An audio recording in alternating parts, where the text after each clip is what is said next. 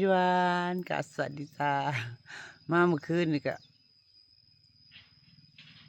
หวยเล่าออกแล้วหรอกันมาเป็นนางเล่นบ้านพญาแขกกับเขานางสี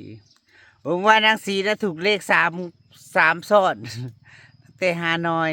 6 โมง7 โมงมาเลขลาวอีกนางจ้านางไปนางอุ๊ยจนน้อยนางจะไปซื้อเลขลาวเลยนี่เปล่าวันนี้ก็วันรวยหวยไทยออกได้ตัวอย่างดีละส่วนมากก็ซื้ออยู่เลขไทยนะซื้อสุงวดดูนะฮะแต่บันถือมันดนแล้วจ้าเบิ้งมื่อนี้สิว่าจังใดดวงจะล่วงหรือจะโรย ได้เสียงดวงมันก็จะคูจากใดแล้วจ้าลูกสาวก็ตอนนี้ปล่อยออกมากินหญ้าสั่น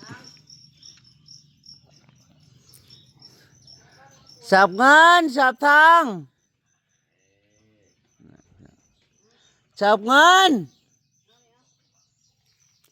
สับเงินสับทองคงเห็นแม่ว้า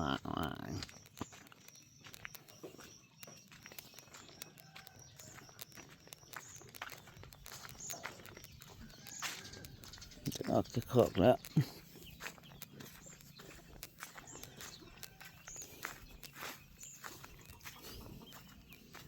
ของกันลืมพืชอันนี้น้ำไม่จะปล่อยกันไหม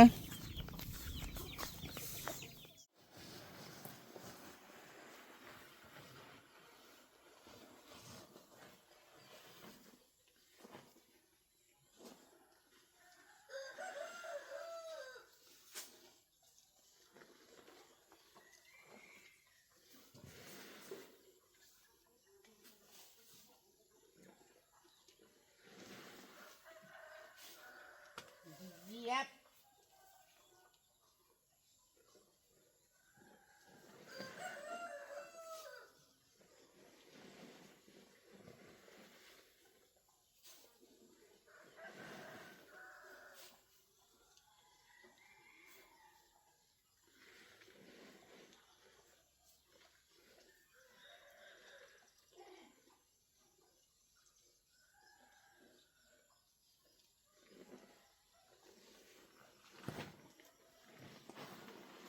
เลือกกินหมูแตกหักแล้วบ่เนาะนางมาต่อจะแตกหักอีกนั่นจะได้เพราะมันสูงขึ้นหลักงามเลยเนาะบิดพุมตัดออกสักกิ่งหนึ่งก็คิดเสียดายเลยแต่ก็บ่เป็นหยังไงมันแตกง่ายสีสอดสวยอันนี้นั่งกระต่อนี่สงสัยนี่ออกหักเลยจังเหลืองนี่พื้นที่ปลูกก็จะบ่มีแล้วพอแล้วพี่น้องเอ้ยพอแล้วบัดนี้บัวนางมันก็เลี้ยงป่าพี่น้องเลี้ยงป่าตายเบิดอันนี้เป็นแหน่นะแหน่ยังมีชีวิตอยู่มันพูเลยพี่น้องนี่มันพูเวลาหยุลงมันเบาดิ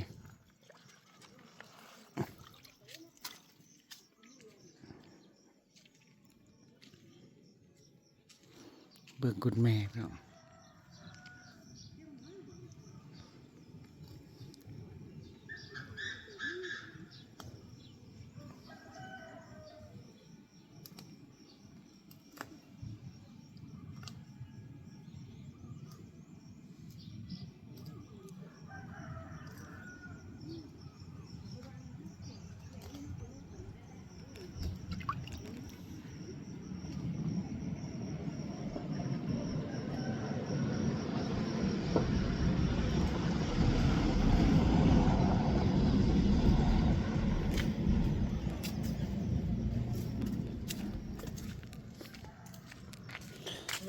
ถอนก็บ่ใส่ถุงมือ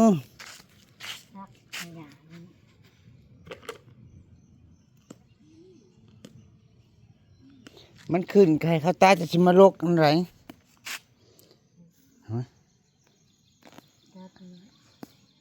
ตัดมาตัดหมากมันออกพอเจอไปถอนมันก็แป้นตัวถอนยอดมันนี่ ตัวมันออกนั่นสิเบิดมันก็ออกยอดออกดอกออกหมาก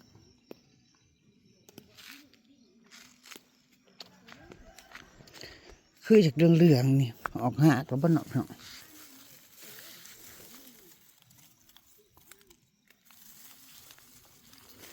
ข้าเจ้าว่าเห็นข้าเจ้าเหม็นนะเนาะเดี๋ยวเอาออกจากอันนี้เดี๋ยวก็เอาไปซ้ำในถุงก่อนนางก็สิลองเบิ่งพี่น้องถ้ามันออกหักแล้วก็สิไปซ้ำในถุงฝักฝืนให้หักมันเริ่มเดินแล้วค่อยเอาไปลงกลุ่ม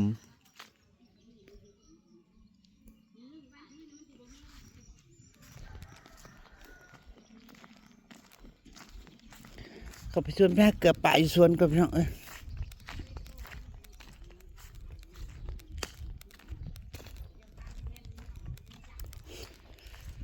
มะม่วงน้ำมะนาวโหนางมาต่อตัวหนึ่งโอ้โหสิเป็ดดูเป็ดเลยแต่เห็นบางคนเพิ่นมากินด้วยหรอกเพิ่นมักมาเก็บไปกินแต่นางบอกว่าบ่มักปลูกเขาบ่มักกินมักจุกมันออกเปรี้ยวหวาน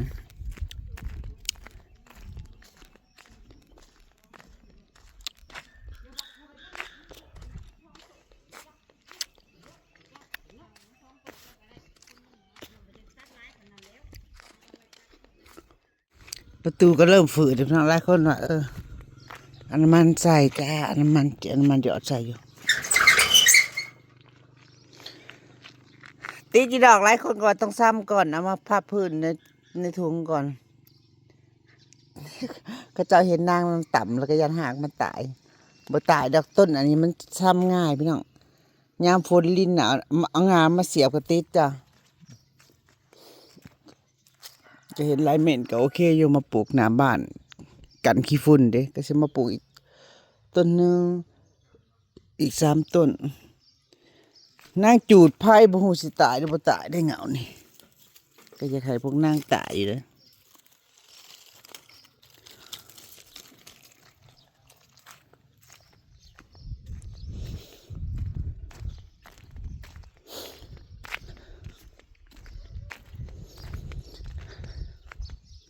เสียดินบอกมาอ้อมไปก็พี่น้องก็จะใส่ฝุ่นใส่ขี้หมูพวกนางสิได้ใหญ่ไวนำไหลผ่านเริ่มหกเลยพี่น้องหญ้าทิ้งไว้ให้ลูก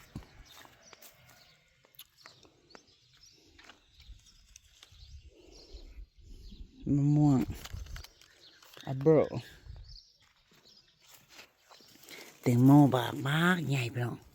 ใหญ่มากเดียวนี่แต่ว่าชุกโดดจากเนาะเริ่มกุ้มเลยที่ได้กินเลยสิได้กินนั่งถ่ายคลิปให้พี่น้องเบิ่งอีกแล้วว่าได้กินมาจากสวนต้นคูนนางปลูกตั้งแต่บ่ทันได้ไถถมพุ่นอะตั้งแต่ยังป่าอ้อยพุ่นนางเอาเบี้ยมาใส่ไม่ยมคือกันนางเอาเบี้ยมาปลูกใส่ไว้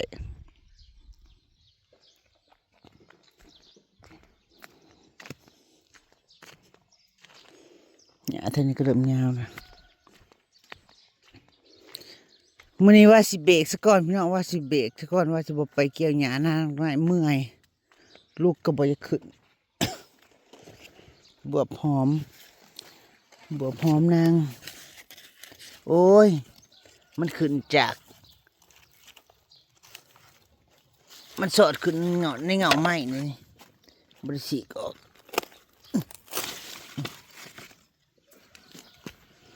ได้กินหมากเชื่อได้นี่บวบโบนบวบยาวบวบหอมบวบ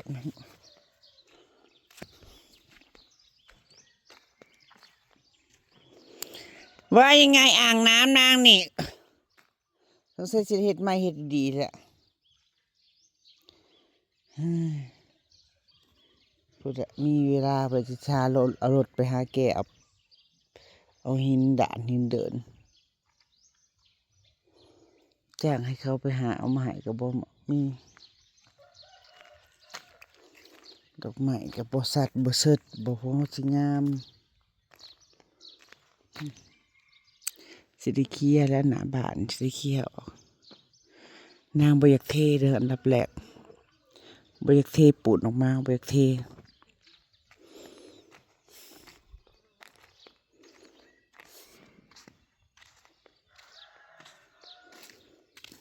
แล้วนำบ่ซึม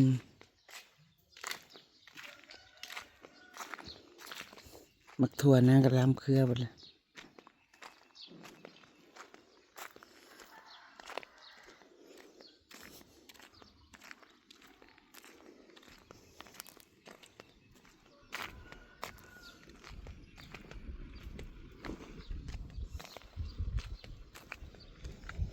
พี่นนท์บอกว่าเน่งไส้ยางเน่งท่อ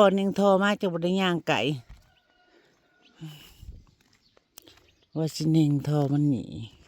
ว่าจะเค็ดเธอเดียวเด้ว่าจะเค็ดเธอเดียวว่าได้ทางมาแบบถ่ายได้ทางมาแล้วก็เฮ็ดเธอเดียวต่อทางขึ้นเน่งท่อสรุปแล้วก็ยังอยากยากอยู่จ้าพี่ยังอยากยากดูมักยากนั่งมักยากเองจ้า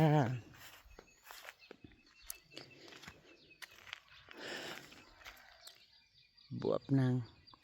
ข้างบวบนางสิได้อยู่บ้านแล้วพี่น้องสิบ่ได้ไปไสดอกดอกไม้ก็เริ่มบานสะพังสิได้เททางย่างไปพี่น้องนางสิได้เททางย่างไปอันดับแรกเฮ็ดขอบมันก่อนเนาะเฮ็ดคานของขางมันก่อน2ขางเฮ็ดคานก็บ่ยากเสียดินบล็อกมาเรียงกันขุดลงไปหน่อยหนึ่งจบ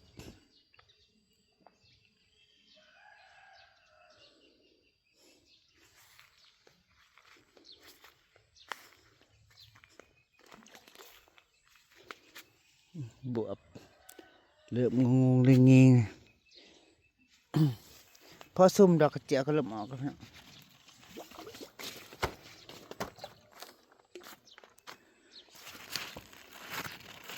ส่ง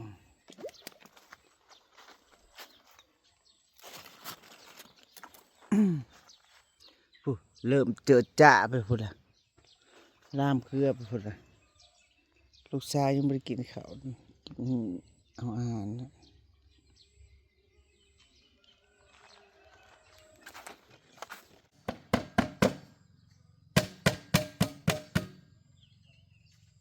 มาลูกมา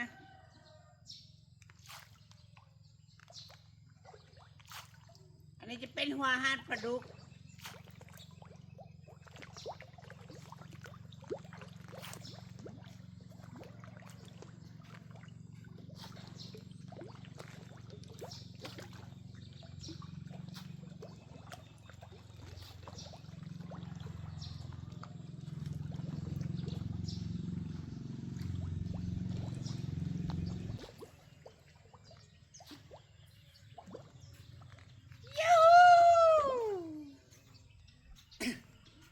ว่าจะเลี้ยงเป็ดเลี้ยงกับข้าวนะพี่นนท์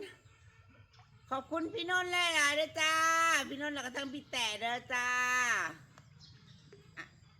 อาหารป่าที่เพื่อนก็ซื้อหัวอาหารป่าให้อีกแล้ว1 ถุงพี่นนท์นะคะมันง่ายเลยป่าเริ่มง่ายแล้วมากินเด้อมากินเด้อจ้าป่าเริ่มโตแล้วกุ้งบ่หูเรือยังจะโตบ่วันตายบดบ่เพื่อนใดถ้าเบิ้งบัดพุ่นละแต่ว่าพี่เพื่อนอะหาทอหาไม้ลงไปเอาทอลงอยู่เลยทอลงอยู่ต้องหาขอนเนาะครับหาโกนลงไปจากนั้น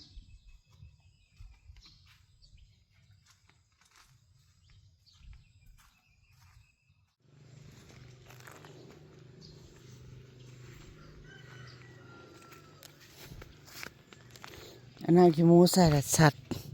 งัวกัดมันแต่แหลกมะเขือยาวปลูกเห็นแล้วบ่ค่อยคิดอยากกินเลยพี่น้องเอ้ย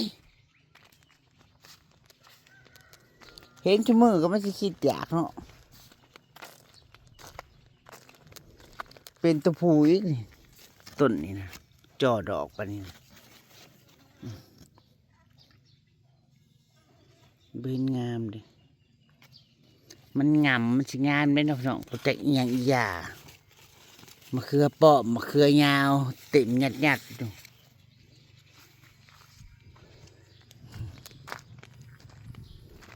ตัวจักผักบอกผักบุ้ง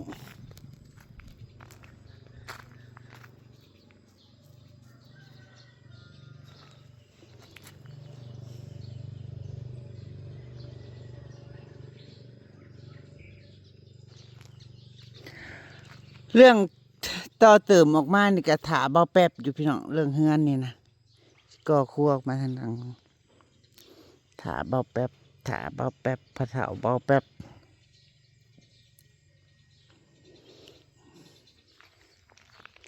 ใจเย็นๆจะได้พาเดินนะ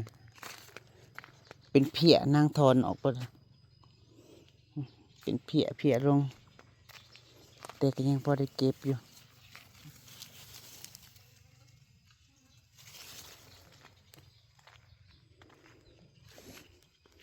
มะม่วงมันเลย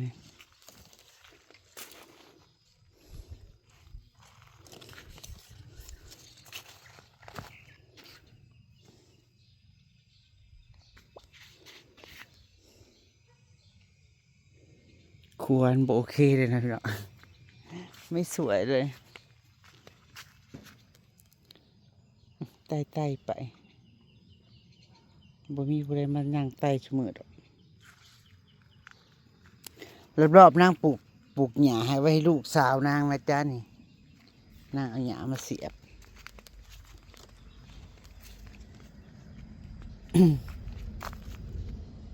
อันนี้ต้นอันนั้นอะ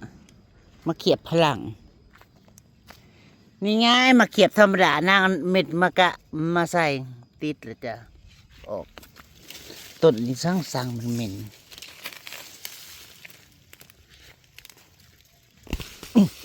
จะทำใจเก็บนางสอบเปื่อยแล้วมะเขียบฝรั่งเลย2 ต้น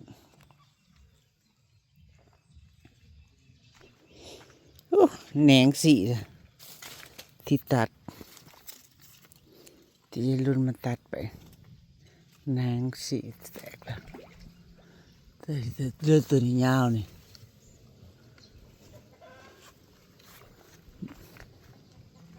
บริตัดลงอีกเนาะนี่ตัดไว้ให้แม่คุณแม่สุกก่อน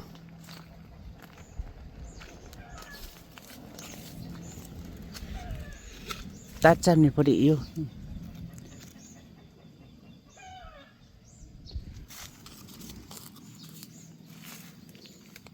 หน่อพวกนางเกิดจะก่อใหญ่เลยแป๊บเดียวเริ่มก่อใหญ่แล้ว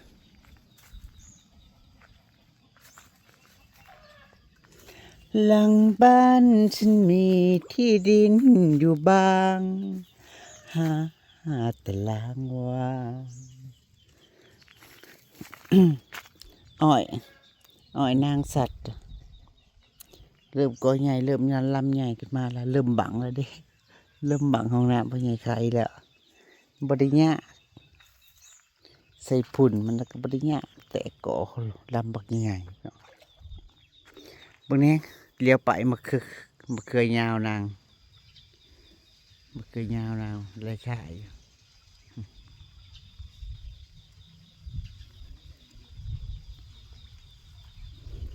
ดกนะจ๊ะรอบ2นี่ก็ดกจ้ะรอบ2นี่ดกจ้ะ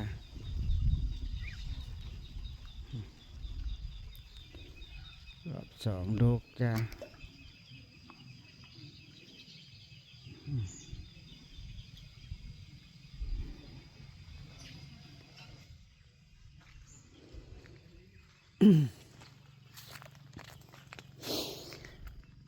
สิได้ไปหาขี้หมูมักไว้แล้วเนาะพอได้หดหมักเผาวมันจะได้ใหญ่ไวเลยหดน้ำขี้หมู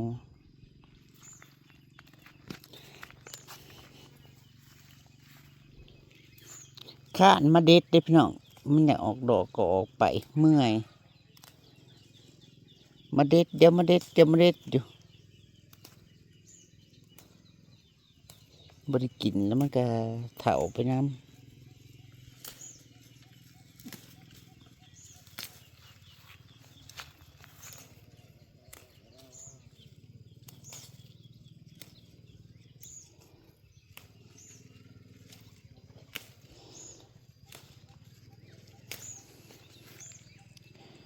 ปลูกได้เงินก็ปลูกพอได้กินได้เงินไปเงินมันเด็ดเนาะส่วนมากค่อยก็ปลูกพอได้กินไม่ได้ขาได้ขายดอก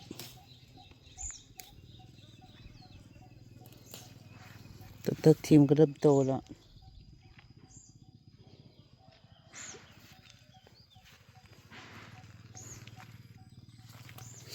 โรคอยู่ไหนเครือนั้น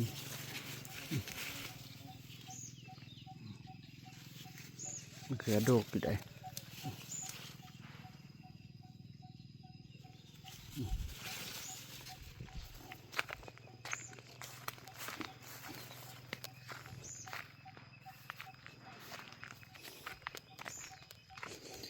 ย่านางติดแล้วจ้าตัวติดตัวตาย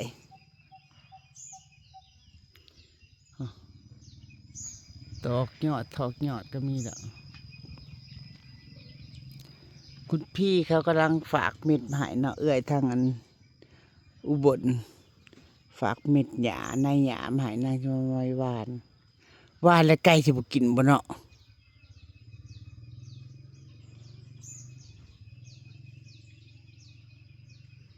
หวานแล้วมันสิออกอยู่บ่ล่ะไก่สิบ่มาสะกินบ่เด้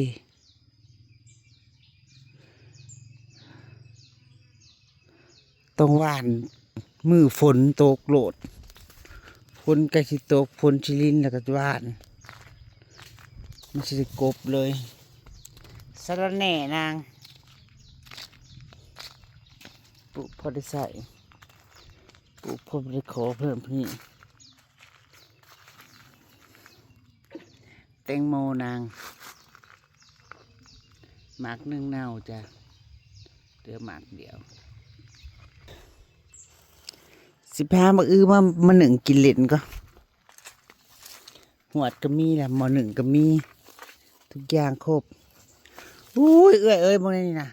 มันเป็นย้อนนางเอาน้ำสีดนี่บ่น้ำสีดน้ำล่างผัดมอดผัดพุขึ้นมาอีกเลยเบิดเลยล่ะเพื่อนมาพอดีมาก็อยากแก่แต่พอดีเรื่องนะก็มีหนึ่งไปวัดน้ำหนึ่งจักหมักหน่อยบ่มีเรือซ้ำนั่นเรือหมากส้มหมากนอกจากหลือเครือมันถิ่มแล้วก็ปลูกใหม่อีกหรือเครือมันทิ้งแล้วก็ปลูกใหม่อีก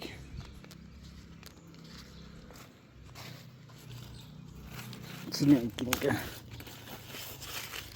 หนึ่งหมักหน่อยเพียงตามันลาพาจากกระจาเกินขอบคุณทุกคอมเมนต์ขอบคุณทุกกำลังใจขอบคุณอ่านเบอร์สุขุสุคนเด้อจ้าเด้อสบายดีเจ้า